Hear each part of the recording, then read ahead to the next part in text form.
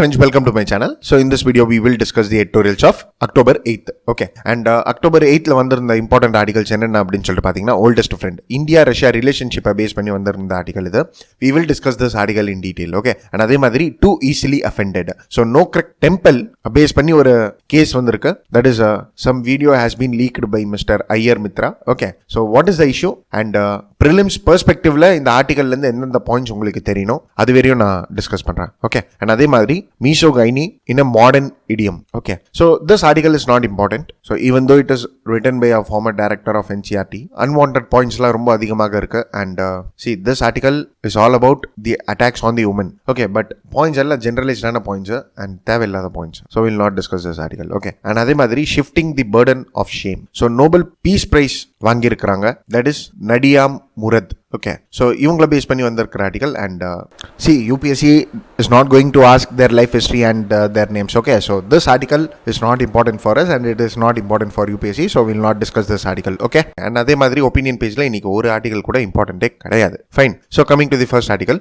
oldest friend. And friends, article போறதுக்கு முன்னாடி we'll look at the background. Okay, so friends, you must be knowing like, see, USSR disintegrated in the year 1991. So disintegrate ஆயிட்டு சின்ன சின்ன Nations ஆக மாறிடுச்சு, but with one big nation, that is Russia. Okay, so if I refer USSR, please have a clarity. If I refer Russia, please have a clarity.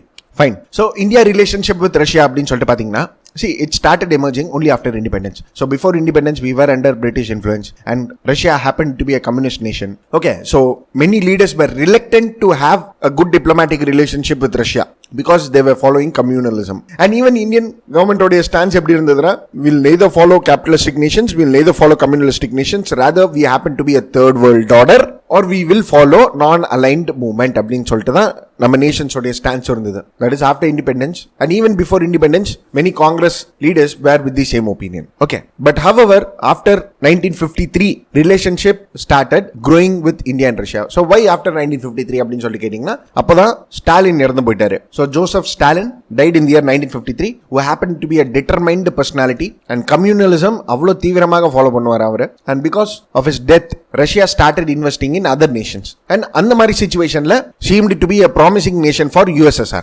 சரிங்களா? And our Prime Minister Jawaharlal Nehru went to Russia, that is in the year 1955. And இதுக்கு அப்புறமாக India Russia relationship அப்படின்னு சொல்லிட்டு பாத்தீங்கன்னா, இந்த ஒரு first 10 years ரொம்ப நல்லா இருந்தது. அதாவது 1950ல இருந்து 1960 வரையும். So இந்தியால நம்ம 5-year plans எடுத்துட்டு வந்தோம். And இந்த 5-year plansல second 5-year plan was with respect to industries. Okay, and இதுல அதிகமான இன்வெஸ்ட்மெண்ட் எடுத்துட்டு வந்தது யாரு அப்படின்னு சொல்லி கேட்டீங்கன்னா, அது ரஷ்யா தான். ஸோ கிட்டத்தட்ட ஒரு 10-11 heavy industries were set up during this period, that is 1950s to 1960s. and இதுல அதிகமான இன்வெஸ்ட்மெண்ட் ரஷ்யா எடுத்துட்டு வந்தாங்க. இதுக்கு ஒரு எக்ஸாம்பிள் கூட நான் சொல்லுவேன், that is Bilai steel plant. Okay, and இது வரையும் இல்லாம மைனிங், ஆயில், கேஸ், ஸோ அதிகமான இன்வெஸ்ட்மெண்ட் எடுத்துட்டு வந்தாங்க ரஷ்யா. அண்ட் இது வரையும் இல்லைங்க, even India was in BOP crisis at that time, that is balance of payment crisis. So Russia helped India to a greater extent. சரிங்களா? ஸோ இது வந்து with respect to economy and technology அப்படின்னு சொல்லிட்டு நம்ம பேசலாம். ஸோ இண்டஸ்ட்ரீஸ்ல ஃபண்ட் பண்றாங்கன்னா even technological development கூட கொடுப்பாங்க இல்லையா? அண்ட் இது வரையும் இல்லாம we bought in MiG-21 aircraft. So அப்பவே நம்ம டிஃபென்ஸ் எக்யூப்மெண்ட்ஸ்லாம் வாங்க ஆரம்பிச்சிடும். So this happens to be an aircraft. So we bought from Russia. And இது எதுக்காக தெரியுமா வாங்கணும்? 1961ல சைனா கூட வார். So Upsc war, you must be remembering it. So இது வாங்கணும். Okay, and political aspects la பாத்தீங்கன்னு வைங்களேன், then as I told you before, Jawaharlal Nehru visited Russia in 1955. And இது வரையும் இல்லாம ஜம்மு அண்ட் காஷ்மீருக்காக இந்தியாவை சப்போர்ட் பண்ணுச்சு ரஷ்யா. அதாவது Jammu and Kashmir belongs to India, Indian stanzas valid அப்படின்னு சொல்லிட்டு ஓப்பனாக அனௌன்ஸ் பண்ணாங்க ரஷ்யா.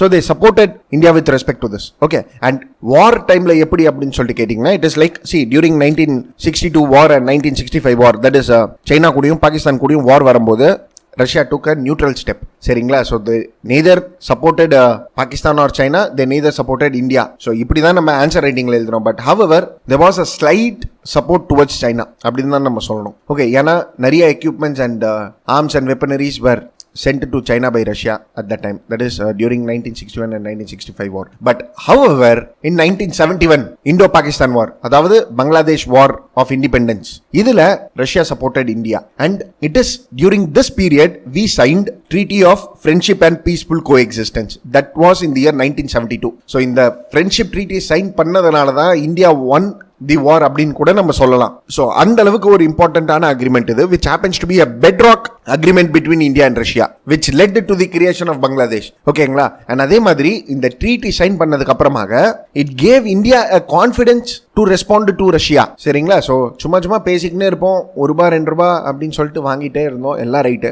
பட் ஒரு நாள் வீட்டுக்கு வந்து சம்பந்தம் பேசி முடிச்சாச்சு. ஸோ கான்ஃபிடன்ஸ் பில்ட்ஸ் அப், ரைட்? ஸோ அதுதான் இந்த Treaty of Friendship and Peaceful Coexistence. Okay, and இந்த agreement கூட நம்ம எதுக்கு சைன் பண்ணோம் அப்படின்னு சொல்லி கேட்டிங்கன்னா, it is because see US and China they supported Pakistan during this war, and it is said that Bay of Bengal US உடைய naval ship கூட present ஆக இருந்ததுதான். So it was ready to attack, it seems, but however our prime minister took a bold step and we went to Russia for help அப்படின்னு தான் சொல்லணும், and we signed a treaty of peace and friendship with Russia, which led to India winning this war. சரிங்களா? and after this war relationship அப்படின்னு சொல்லிட்டு பாத்தீங்கன்னா ரொம்ப அழகாக இருந்தது, ஸ்மூத்தாக இருந்தது. but yes, few ups and downs will be there. so எந்த nations கூட இருந்தாலும் ups and downs will be there. like for example, India was not a signatory of non-proliferation treaty, and because of this Russia had concerns with India. okay, and அதே மாதிரி ஆப்கான் இஷ்யூவை base பண்ணியும் இந்தியாக்கு and ரஷ்யாக்கு நடுவுல few differences of opinions were there. But again, இந்த மாதிரி differences இருந்தாலும் we both managed these differences bilaterally.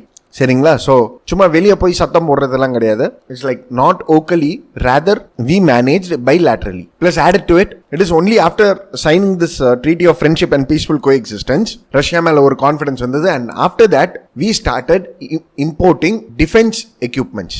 Okay, so இந்தியாவில் வந்திருக்கிற டிஃபென்ஸ் எக்யூப்மெண்ட்ஸில் 80% of the defense equipments are from Russia அப்படின்னு தான் சொல்றாங்க.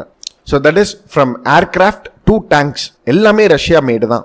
அண்ட் இன்னும் பெக்யூலராக சொல்லணும்னா நேவியில் வந்து Russia has helped a lot towards India. Okay, so INS அஷ்டதாரணி UPSC prelims எல்லாம் கேட்டிருப்பாங்க இந்த கொஸ்டின். அண்ட் இது வரையும் இல்லாம even nuclear submarines were leased by USSR. so you can say for example Akula 2 அப்படின்னு சொல்லிட்டு இருக்கு.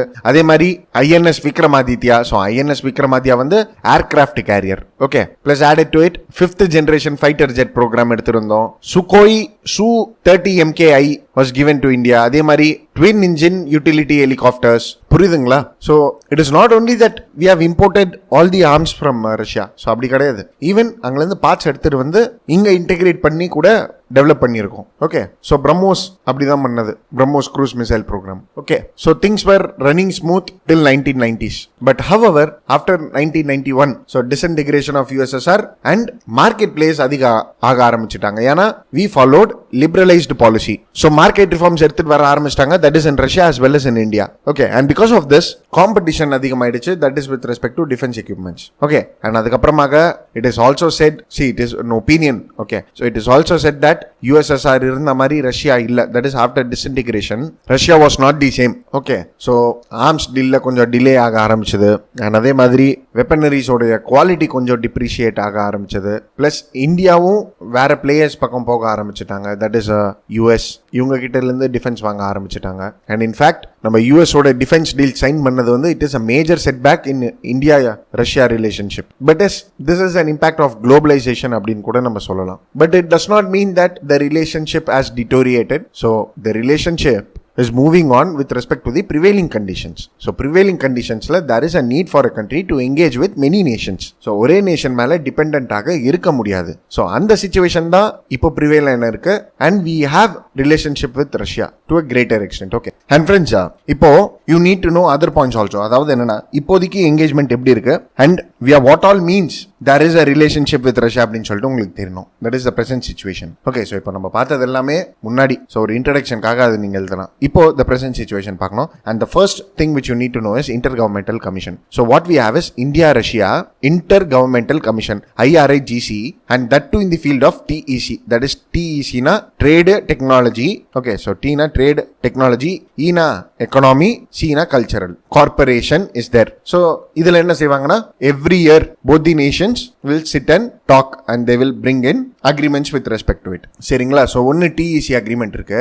அதே மாதிரி we have MTC agreement, that is military technical cooperation agreement கூட இருக்கு. okay, so the first one will be chaired by the external ministers and Russian deputy prime minister. So இந்தியால இருந்து சுஷ்மா ஸ்வராஜ் போவாங்க, அங்க டெப்யூட்டி பிரைம் மினிஸ்டர் அவர் meet பண்ணுவாரு. And military technical cooperation வந்து will be between defense minister. and எல்லா வருஷமும் நடக்கும். so last year send Petersburg declaration அப்படின்னு சொல்லிட்டு நம்ம சைன் பண்ணோம். I hope you must be remembering it. so இந்த வருஷமும் போயிருக்காங்க மீட் பண்ண. Okay, and friends please note this point. அதாவது என்னன்னா, இந்த மாதிரி நம்ம இன்டர் கவர்மெண்டல் கமிஷன் 2 நேஷன்ஸ் கூட தான் சைன் பண்ணியிருக்கோம். ஒன்று வந்து Russia and other one is Japan. So மற்ற நேஷன்ஸ் கூட எல்லாம் இல்லையா சார் அப்படின்னு சொல்லி கேட்டிங்கன்னா இருக்கு. ஸோ அது வந்து ஒரு டைலாக் மாதிரி இருக்கும், சரிங்களா? ஸோ இப்போ யூஎஸ் கூட 2+2 ஸ்ட்ராட்டஜிக் டைலாக் அப்படின்னு சொல்லிட்டு எடுத்துருவோம். And this happens to be a commission. So இது ஒரு இன்டர் கவர்மெண்டல் கமிஷன்னா 2 நாட்டுக்குள்ள இருக்கிற மினிஸ்டர்ஸும் சேர்ந்து ஒன்னாக வேலை பார்ப்பாங்க, புரியுதுங்களா? So that happens to be the importance. And space ரிலேட்டடாக பார்த்தீங்கன்னு வைங்களேன், தென் we can talk about Aryabhata. So Aryabhata happened to be a satellite which was launched in Russian soil.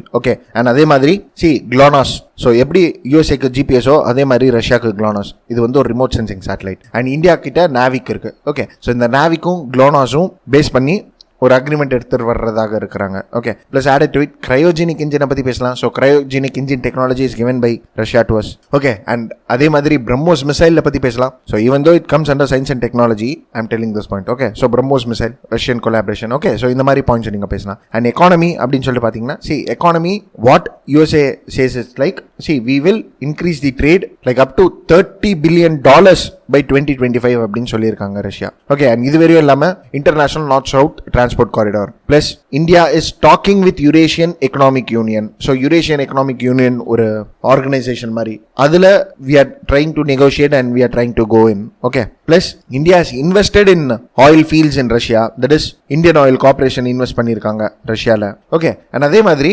Nuclear எனர்ஜியை பத்தி பேசலாம்.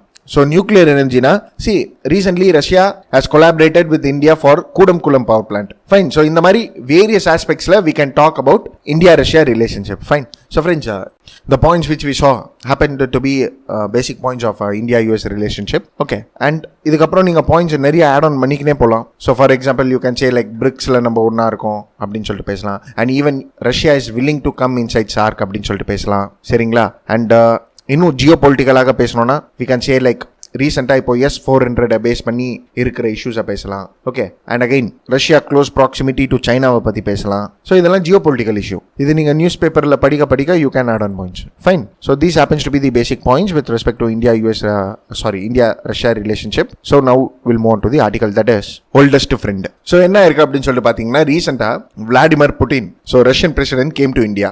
அண்ட் இவர் டெல்லிக்கு வந்து குவிக்காக போயிட்டாரு. So he was there for ஒரு 1 day. அண்ட் இந்த ஒரு நாளில் வேரியஸ் பேக்ஸ் அசைன் பண்ணி he went back to Russia. And இதில் one of the important agreement which was signed is S-400 TRIMF missile system. Okay, so இந்த ஆர்டிகல்ல என்ன சொல்ல வராங்கன்னா, இப்போ நீங்க இந்தியா ரஷ்யா சமிட்ஸ் அப்படின்னு சொல்லிட்டு எடுத்து பார்த்தீங்கன்னு வைங்களேன், then it happens to be short and quite productive அப்படின்னு சொல்லிட்டு இந்த ஆர்டிகல் சொல்ல வராங்க. பிளஸ் ஆடட் டு இட், இப்போ இந்த 1 day சமிட்ல many agreements have been signed. That is S-400 TRIMF missile system டீல சைன் பண்ணியிருக்காங்க. அதே மாதிரி ஸ்பேஸ் கோஆபரேஷனை பேஸ் பண்ணி டீலிங்ஸ் எடுத்துட்டு வந்திருக்காங்க. Plus nuclear power plant, that is Kudankulam power பிளான்ட்டை பேஸ் பண்ணியும் ஒரு புது ஆக்ஷன் பிளான் எடுத்துட்டு வர போறதாக சொல்லியிருக்காங்க. ஓகே, அண்ட் இதுவரையும் இல்லாம they have also addressed a business summit. So that is in the bilateral trade between India and Russia வந்து diversify பண்ணணும். So defense வெறியும் நம்ம கான்சென்ட்ரேட் பண்ணக்கூடாது, rather we need to expand our businesses அப்படின்னு கூட பேசியிருக்கிறாங்க. Okay, so right now it is currently below 10 billion. And இப்போ நம்ம பேக்ரவுண்ட்ல பார்த்த மாதிரி Russia wants this to become $30 billion by 2025. Okay, and இந்த ஆர்டிகல்ல என்ன சொல்ல வராங்கன்னா, இப்போ இந்தியா ரஷ்யா பைலேட்டரல் ட்ரேட் எடுத்து பாத்தீங்கன்னு வைங்களேன், தென் இதோடைய மொமெண்டம் எதுல இருக்கு அப்படின்னு சொல்லிட்டு பாத்தீங்கன்னா, this comes from energy sector. Okay, so இம்பார்ட்டன்ஸே எனர்ஜி தான், that is with respect to India and Russia. ஏன்னா இப்போ நம்ம பேக்ரவுண்ட்ல கூட என்ன பார்த்திருப்போம், எக்கனாமிக்கல் டைஸ்ல எந்த ஜோன்ஸ்ல இருந்தாலும் Indian oil companies have invested in Russia அப்படின்னு சொல்லிட்டு நம்ம பார்த்திருப்போம். ஸோ எனர்ஜி செக்டரை பேஸ் பண்ணி they did not announce anything because ONGC Videsh லிமிட்டடும் கேஸ்ப்ரோம் இவங்க 2 பேருக்கு நடுவில் டீல்ஸ் வரும் அப்படின்னு சொல்லிட்டு ஒரு எக்ஸ்பெக்டேஷன் இருந்தது. So Gazprom happens to be an Russian oil based company. But again இதுல டாக்ஸ் இனிஷியேட் ஆகல or they did not make any decision அப்படின்னு சொல்ல வராங்க. பிளஸ் added to it, இந்த மாதிரி என்னதான் அவுட்கம்ஸ் வந்தாலும் this has many geopolitical implications அப்படின்னு சொல்லிட்டு இந்த ஆர்டிகல் சொல்ல வராங்க. and geopolitical implications நீங்களே பேசுவீங்க.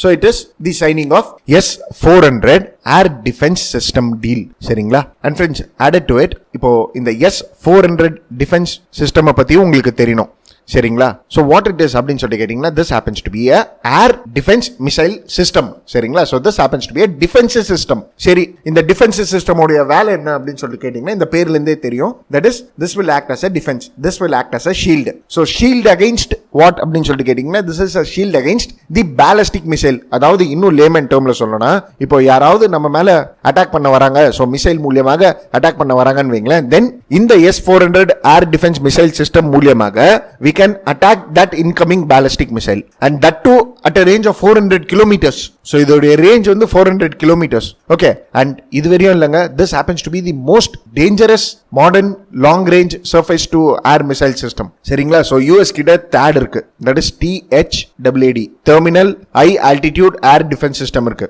அது விட மோஸ்ட் எஃபெக்டிவானது இந்த S-400 சிஸ்டம். அண்ட் இதோடைய ஃபீச்சர்ஸ் எல்லாம் பாத்தீங்கன்னா மல்டி ஃபங்க்ஷன் ரேடார்ஸ் இருக்கு, அதே மாதிரி ஆட்டோனமஸ் டிடெக்ஷன், ஆட்டோமேட்டிக்கா டிடெக்ட் பண்ணிடும். Plus this can be deployed within ஒரு 5 minutes and it is capable of firing 3 types of missile to create a layered defence மாதிரி சரிங்களா. And this can attack all type of target. So அது வந்து ஒரு cruise மிசைலாக கூட இருக்கட்டும், இல்ல ballistic மிசைலாக கூட இருக்கட்டும், இல்ல ஈவன் UAV ஆக கூட இருக்கட்டும், ட்ரோன் ஆக கூட இருக்கட்டும், this can attack. Okay, so இந்த S-400 ட்ரிம்ஃபை வந்து சிரியால டிப்ளாய் பண்ணியிருந்தாங்க, that is in the year 2015 to guard the Syrian naval force and the assets of Russia. and even in Crimea this has been stationed and ரொம்ப எஃபெக்டிவான systems இது. and India why there is a need அப்படின்னு சொல்லி கேட்டீங்கன்னா see because பக்கத்துல சைனாவும் பாகிஸ்தான் இருக்காங்க. Okay, and see it is said that like we will buy 12 S-400 அப்படின்னு சொல்லிட்டு, but ஆனா சில பேர் என்ன சொல்றாங்கன்னா 5 போதும் அப்படின்றாங்க, பட் எவ்வளோ வாங்கினாங்கன்னு சொல்லிட்டு தெரியல. Okay, and okay, but however S-400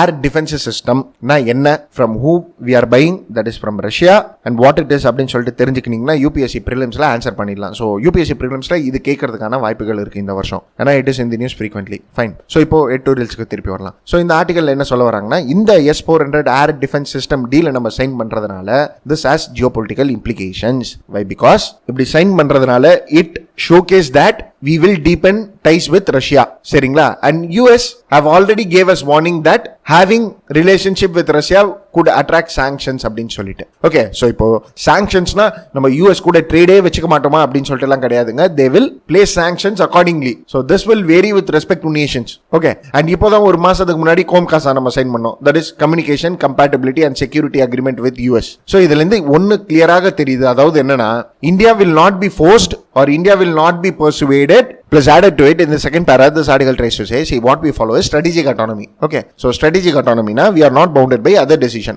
And இதுல இருந்து என்ன கிளியராக தெரிய வருதுன்னா we desire for multipolarity. So multipolarity na we want to engage in relationship with all. So அது ரஷ்யாவாக கூட இருக்கட்டும், இல்ல US ஆக கூட இருக்கட்டும், we want to engage with all அப்படின்னு சொல்ற மாதிரி தான் இருக்குது சரிங்களா. So just because US placing a pressure on us saying that you should not have a deal with Russia அப்படின்னு சொல்றதுனால நம்ம பின் நோக்கி வர போறது கிடையாது. Fine. So this happens to the first point. Plus added to it இந்த article என்ன சொல்ல வராங்கன்னா நம்ம ரஷ்யா கூட சைன் பண்ணிட்டோம், ரைட், பட் ஹவவர் இது வரைக்கும் US have not given India waiver with respect to the sanctions under CAATSA. So காட்சாலால US தெளிவாக சொல்லியிருக்காங்க, தட் இஸ் யாருமே Russia, Iran and North Korea இவங்க 3 நேஷன்ஸ் கூட டிஃபென்ஸ் அண்ட் எனர்ஜி டீலிங்ஸ் வச்சிருக்க கூடாது அப்படின்னு சொல்லிட்டு தெளிவாக சொல்லியிருக்காங்க. அண்ட் இந்தியா இப்போ நம்ம டிஃபென்ஸ் டீல் சைன் பண்ணியிருக்கோம் ரஷ்யா கூட, ஈரான் கூட we are having energy dealings. so this may attract காட்சாலா. and even US அவங்க என்ன சொல்லியிருக்காங்கன்னா see நாங்க waiver provision provide பண்ணுவோம். ஓகே, so waiver provision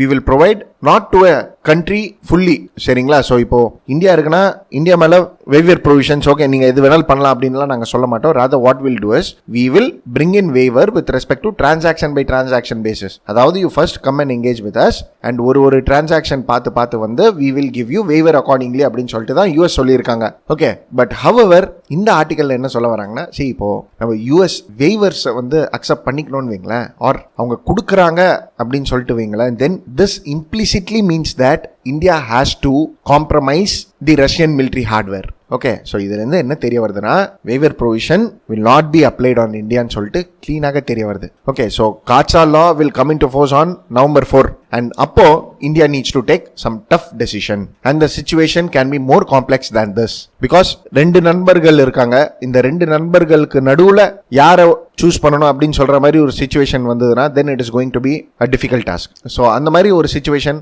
வரப்போகுது அப்படின்னு சொல்லிட்டு இந்த ஆர்டிகலை முடிச்சிடுறாங்க. ஓகே, ஸோ ஃப்ரெண்ட்ஸ், யூபிஎஸ்சி ப்ரிலிம்ஸில் S-400 ஏர் டிஃபென்ஸ் சிஸ்டம் டீல்லாம் என்னன்னு சொல்லிட்டு கேட்கலாம், காட்சா லானா என்னன்னு சொல்லிட்டு கேட்கலாம். அண்ட் November 4 இதை பேஸ் பண்ணி எடிட்டோரியல் பெருசாக வரும், அப்போவும் இதை டிஸ்கஸ் பண்ணுவோம் நம்ம.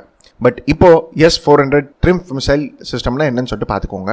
அண்ட் நம்ம பேக்ரவுண்டில் பார்த்தோம் இல்லையா, இந்தியா ரஷ்யா ரிலேஷன்ஷிப் உடைய பேக்ரவுண்ட், அது வந்து உங்களுடைய மெயின்ஸ் ஆன்சர் ரைட்டிங்காக யூஸ் பண்ணிக்கோங்க. Okay, so that's it with respect to this topic friends. We'll move on to the next topic, that is too easily offended. Okay, so friends, இந்த article போகிறதுக்கு முன்னாடி you need to know about Nokrek temple. So Nokrek temple இதுக்கு இன்னொரு பேர் வந்து Sun temple, சரிங்களா, which happens to be in Odisha. So எப்படி திருச்செந்தூர் கடல் ஓரத்தில் இருக்குதோ அதே மாதிரி பூரி என்ற ஒரு place which happens to be on the coast of Odisha, அங்க இந்த Nokrek Sun temple இருக்கு. ஓகே, ஸோ சன்னோடைய கான்செப்டை பேஸ் பண்ணி கன்ஸ்ட்ரக்ட் பண்ணியிருக்கிற டெம்பிள் இது, which is dedicated to Hindu god Surya. Okay, so இந்த டெம்பிளில் பார்த்தீங்கன்னா சைடில் எல்லாமே வீல்ஸு, ஹார்சஸ் இதெல்லாம் இருக்கும். தட் இஸ் சூரிய பகவான் வாகனம் மாதிரியே இருக்கும் இந்த Nokrek temple. Okay, and friends, one more important point with respect to Nokrek sun temple is this is called as black pagoda. Okay, so why black pagoda அப்படின்னு சொல்லிட்டு கேட்டிங்கன்னா, first European sailors used to come and see this temple it seems. So அப்போ பார்க்கும்போது இதோடைய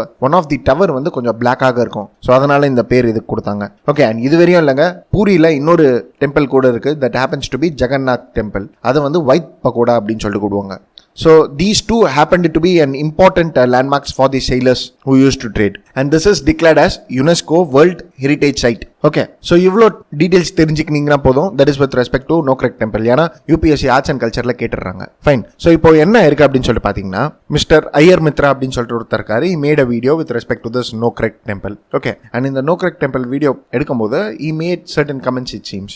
so அந்த comments ரொம்ப டிஸ்டர்பிங்காக இருந்ததுன்னு சொல்லிட்டு இவருக்கு அகெயின்ஸ்டாக நிறைய பேர் அப்போஸ் பண்ண ஆரம்பிச்சாங்க. ஓகே, ஸோ சில பேர் சர்காஸ்டிக்காக இருக்குன்றாங்க. And even in Odisha assembly இதை பேஸ் பண்ணி நிறைய நாள் டிஸ்கஷன்ஸ் ஓடி நடந்தது. அண்ட் இப்போ என்ன இருக்கு அப்படின்னு சொல்லிட்டு பார்த்தீங்கன்னா, இவர் மேலே section 295A and section 153A இந்த 2 செக்ஷன்ஸ் கீழே கேஸ் ஃபைல் பண்ணியிருக்காங்க. Okay, so you must be knowing like section 295 எதுக்கு, it is blasphemy. Okay, so religious சென்டிமெண்ட்ஸை ஹர்ட் பண்ணியிருந்தா இந்த செக்ஷன் எடுத்துகிட்டு வரப்படும். அதே மாதிரி section 153A, see if any words or actions or something which creates ambiguity between two groups or a sense of chaos between two groups na இந்த sections எடுத்துட்டு வருவாங்க, சரிங்களா. அண்ட் இவர் என்ன பண்ணியிருக்காருன்னா, இவர் இந்த டெம்பிளை பேஸ் பண்ணி வீடியோ எடுத்திருக்காரு. அண்ட் இந்த ஆர்டிகல்ல திரும்ப திரும்ப அதே தான் சொல்ல வராங்க. என்னன்னா, இவர் என்னதான் வீடியோ எடுத்திருந்தாலும் இந்த டெம்பிளை பத்தி சொல்லியிருந்தாலும் இவருடைய இன்டென்ஷன் அப்படி கிடையாது. அண்ட் ஆடட் டு இட், இந்த 2 செக்ஷன்ஸுமே இம்ப்ராப்பராக இருக்கு, ஆம்பிகுவஸாக இருக்கு. அதாவது it is not properly defined. So it is